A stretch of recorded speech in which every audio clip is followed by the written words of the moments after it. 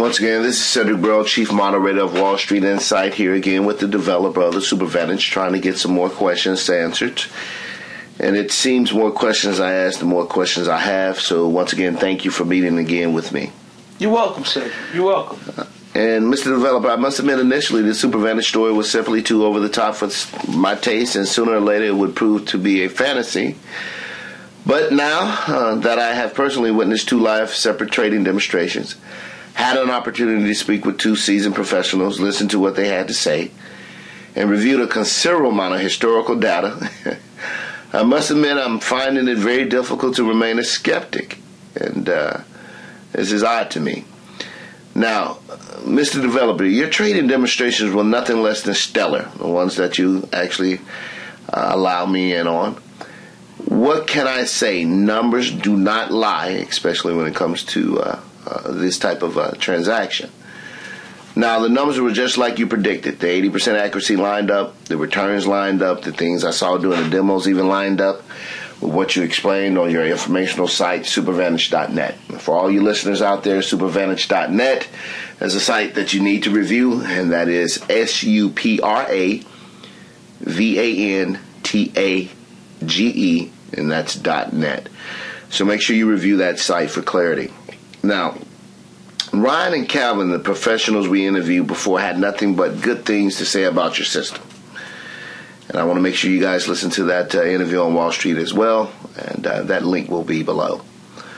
First off, Mr. Developer, you claim you can, as you jokingly say, dial up a performance at will, and this live trading demos were just examples of that capability. Could you seriously elaborate on this point? After all, adverse market conditions have to have some effect on your performance with the system. Well, Cedric, adverse market conditions do affect the way the alerts are generated. And what I mean by that, there may be some times where most of the alerts are to the short side, most of the alerts could be to the long side, most of the alerts are maybe clustered with a certain type of sector or a certain type of industry theme that keeps resurfacing. But what I found is we're able to maintain our accuracy throughout all the changing alerts that we find ourselves privy to. We know that many times the market will go through its different personalities, but you're right. Adverse market conditions, they change what the system is doing, and to some degree it does have an effect, but it doesn't compromise our accuracy. We're able to remain accurate throughout these different market environments. Okay, good answer. So let's get to what I really want to know. I've been dying to take this shot at you ever since I heard Ryan, what he had to say about the system's accuracy in the last interview. Let's be real. You're here now, out in the open, Mr. Developer. My thing now is much of these trades and alerts look like you know someone or have some sort of network of corporate spies. But you say all the signals come from this Supra-vantage system. How do we know the Supra-vantage system itself is not somehow breaking insider trading rules? Because that's very important to us here. I'm beginning to think maybe the regulators overlooked something during their last visit. I mean, this is a serious issue for us. Or maybe they never really came. Come on, Mr. Developer, give us a straight answer. None of those jokes, parables, riddles that you love to use. Just give me a straight answer when it comes down to the insider trading rules. That's what we want to know. Okay, well, let me answer that in two parts. One, we'll talk about what are insider trading rules. And two, we're going to talk about what I can give you to prove that the regulators did in fact come. Insider trading is when you use information. You're a stock player, and there's information that you know that the rest of the folks in the market don't know. And you know this information you have is going to somehow make a difference, or you really believe it's going to make a difference. So you trade today knowing that when the information is revealed later, price action will go your way and you'll profit. That's insider trading. But just so you know, Cedric, all the information that we use from the Supra-vantage is 100% public information. Everything we use is available to everyone else in the marketplace at the time we use it. That is always the case. And that's what we're able to do and stay accurate. And at that point, it makes us compliant. We don't know anybody in any companies. We don't talk to anyone. We're mathematicians. So this information is open to everyone. We just have proprietary formulas and filters that we use to process this public information. I see. And now as far as the regulators are concerned, they came, and just to prove that to you, Cedric, we have a file where all the recommendations that they asked me for, which was 15 wins out of a possible 16, and you know that from the last interview we did a couple times back. There's a case number, letters, correspondence, emails. I have an entire file that anytime you like, Cedric, as moderator of Wall Street Insight, you can examine the file so you can see, one, that they came, two, they're very thorough. And I must admit, they were very respectful. They didn't handle me wrong in any way, but they did their job. They didn't give me any breaks. So I'll leave that file open to your review at any time you so desire.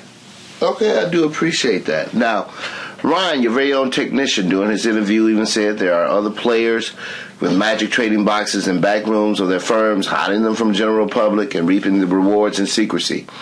I need to know, what do you think about that? Why are you sharing and not trading on your own in secrecy? Well, Cedric, I think they do have other boxes out there. I know people have other apparatus, other algorithmic traders. How good they are, I wonder. Are they better than us? That I seriously doubt. But there's only one way to find out. But I'm not, with a contest of sorts. But I'm not here to challenge anyone. But what I will say is that we do trade. We do trade quite a bit, actually. But the fortunate situation is we have enough alerts to disseminate and share with our rivals, with our VTC subscribers. After we've done well for ourselves, there's still enough to go around. And for that reason, that's why we share, because we simply have enough to share after we've had our fill. So why is it that insider trading issue is such a problem if these other boxes exist? Why is that a big deal? Well, Cedric, it's funny you ask that question, because, all right, when you get one of these insiders that would normally not want to be insiders, probably because there was some good information out there that one of these boxes generated. But there's a liquidity issue. When you get a piece of intel, not everybody can buy that stock or get on that stock without really drastically affecting it in a negative way. So there's a certain amount of room or a certain amount of space that can go around. And many times, since there's limited intel, greed in a multitude of people means there's going to be a lot of people that don't get what they want. And the next best thing is for them to cheat, to resort to insider trading, because they couldn't do it the right way, and they knew they had an opportunity to get good information, but they didn't catch the bus. They missed the boat, so to speak. So now they do the next best thing, and they cheat. Well, many of these boxes, they do well, but they may not generate enough data to support all those that are standing around that want to participate. So those that get left out end up cutting corners. Just an age-old problem, huh? Exactly. Now, Calvin, during the last interview, stated that many financial professionals that missed the boat, so to speak, would potentially lose business as a result of the introduction of the Supra-vantage. However, I've heard you say many times you are looking to help your rivals. Mr. Developer, your organization must compete sometime with some of your rivals if you are to survive in such a hostile business environment, as you know. No one gives away anything, especially on Wall Street. We all understand that. So how do you decide when to compete with your rivals versus lending help to your rivals? That's the first question.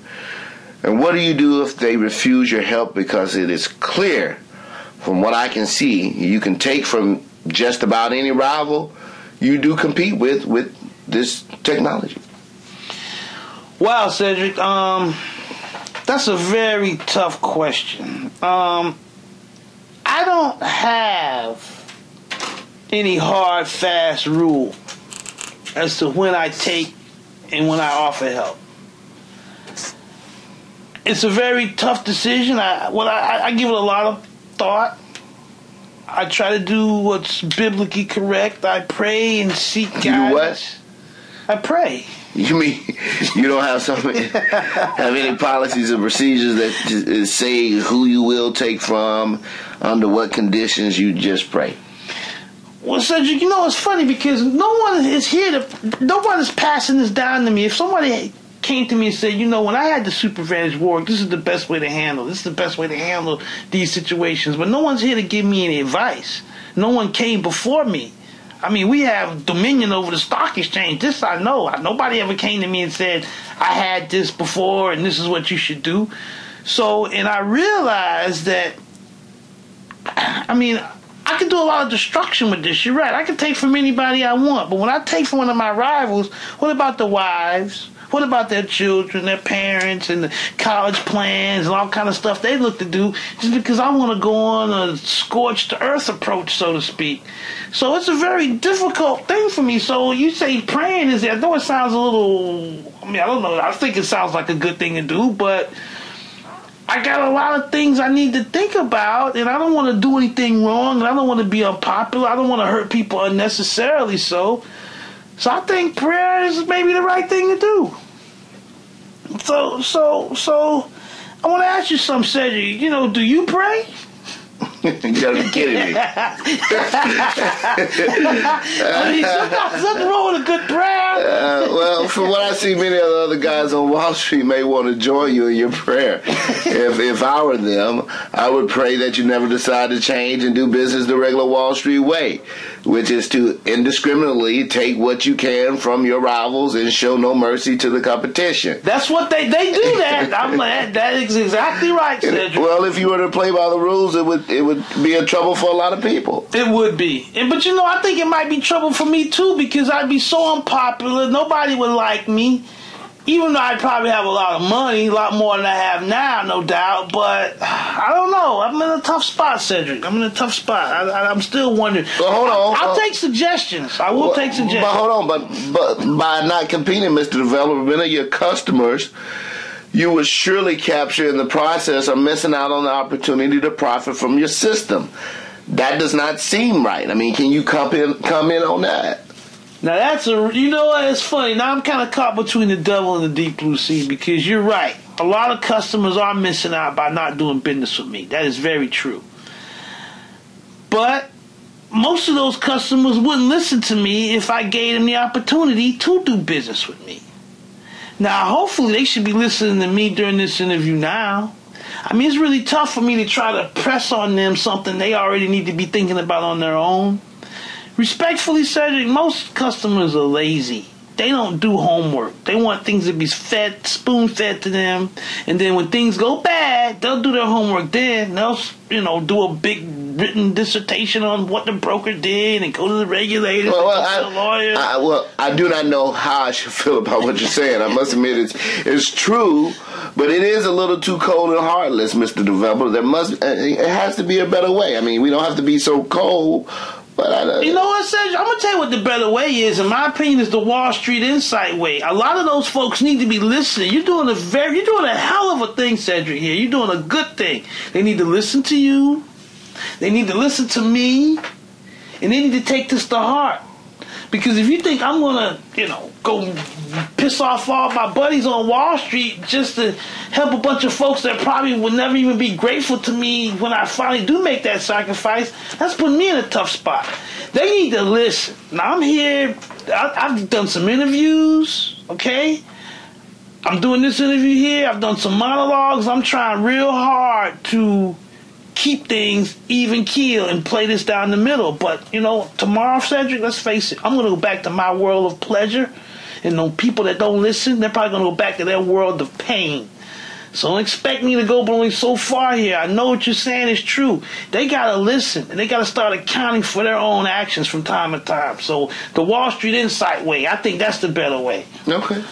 Well, I do appreciate that, and we're going to come to a close here. Any final comments for the listeners? Well, Cedric, I can say this. One, that those quants, those new generation of performers, they're very real. So all of the financial professionals out there that's looking to try to preserve their book of business, they need to keep their eyes on those quants. The threats are very real. And they must admit to themselves, as you have, and I appreciate you being man enough to admit it, that the Supra-vantage is very real. And professionals cannot afford to compete without an advantage. And customers need to do their homework because they are missing out on a lot. Other than that, I can't say I got a whole lot more to say at this point. I appreciate you listening. All right. Well, we'll come to a close here. Once again, this is Cedric Burrell at Wall Street Insight, speaking with the developer of the Supra-vantage. And this is Wall Street Insight to the streets and everything in between. Good night.